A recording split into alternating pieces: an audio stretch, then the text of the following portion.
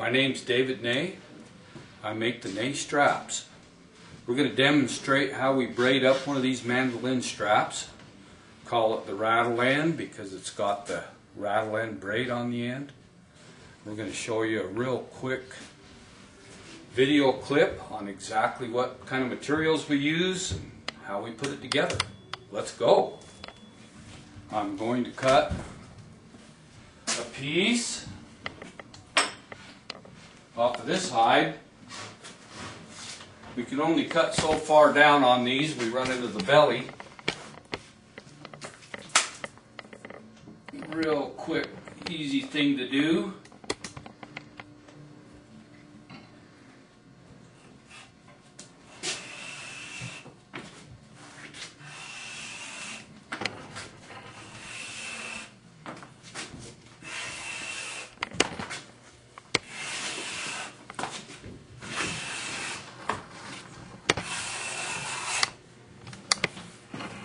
That was the easy part.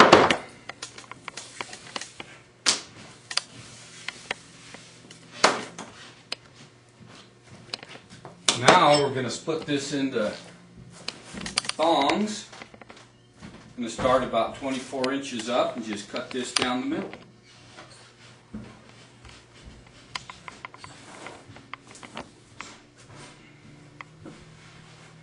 It won't take you long to see that getting a handmade strap gets to be a pride of ownership item, plus they function quite a bit better than the ones that are imported from overseas. Quite a conversation piece.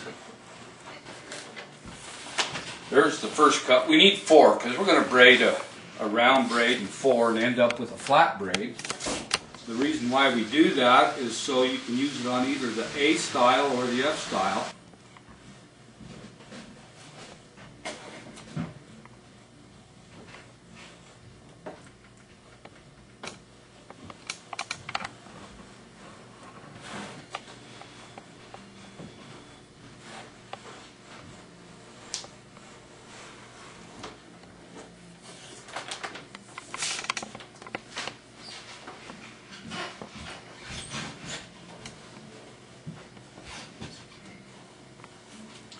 And in any braiding work, you know, if you take a little time and do your preparation work, while your end product just turns out really nice.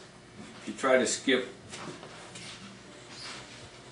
miss a couple of steps, why, you pay for it in the end.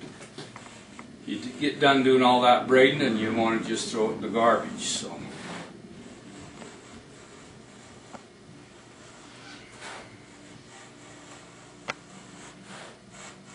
You might wonder why we got such a long piece, but braiding eats up just a little bit of material. That's all there is to making your thongs. We'll go over to this other little tool that does the cornering, as the old timers call it, to make that lay a little flatter. This is our tool we use for beveling these edges, or cornering, however you want to call it. You slide it up in there and it just gives off an edge there.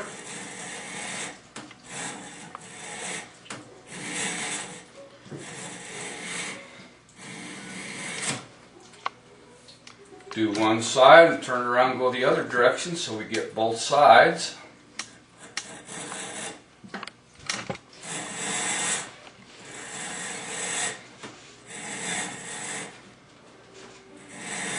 Life's a little easier with all the tools.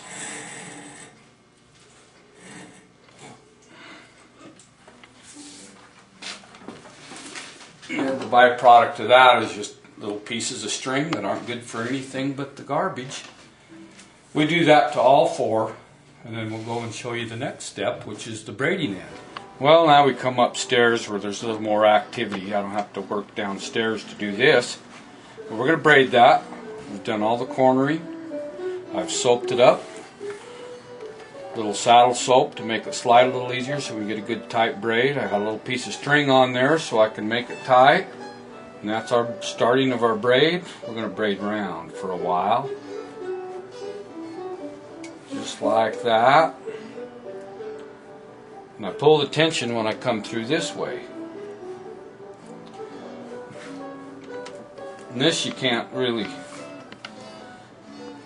dilly-dally on because we got a lot of string here to get braided up. You reach through, pull your slack that way. Reach through, pull your slack, get a good tight braid going. That's what makes it look nice. The corner in, good tight braid. Now, I don't use a core in it on these because we don't need it. Plain and simple. Well, we braid 4 for a while. I actually get this about 27 inches in round. Now we're going to go flat. So we're just going to change our braiding style. Instead of doing round, we're going to go to 4 flat. And it's pretty obvious to figure out why we do this, because we make this to where it'll fit on an F and an A, and the round won't go underneath the strings on an A style.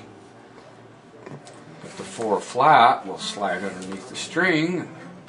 We'll show our fancy little rattle we put on the end here once I finish this up. And that'll be the end of that.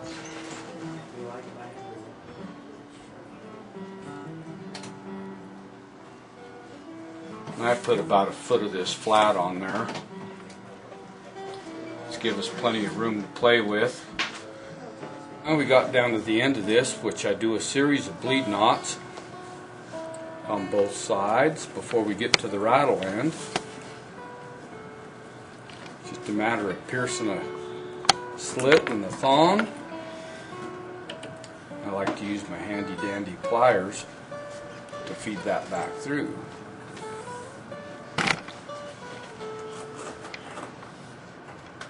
Gets to be quite a tricky little affair here.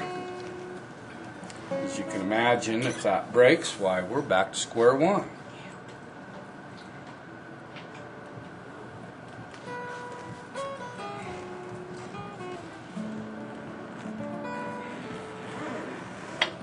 We're finishing up the end of this, putting our rattle in it, which I pass 3 strings through 1 slit.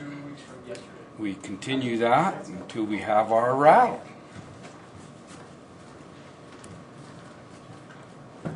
As you can see, I've passed 3 strings through there.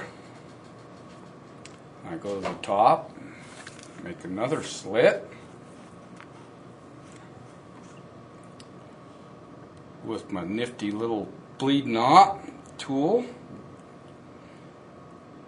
They have to be a little heftier slit to pass all 3 through. It makes an interesting end on a braiding. I really like this.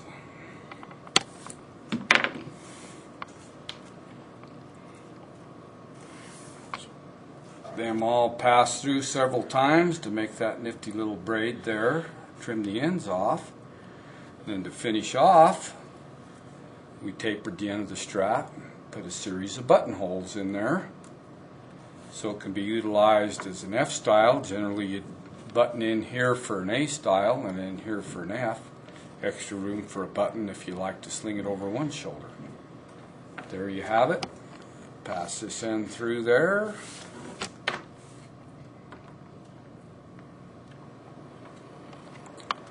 And sling that on your scroll or pass this end under your string. That's our rattle end strap. Thanks for watching.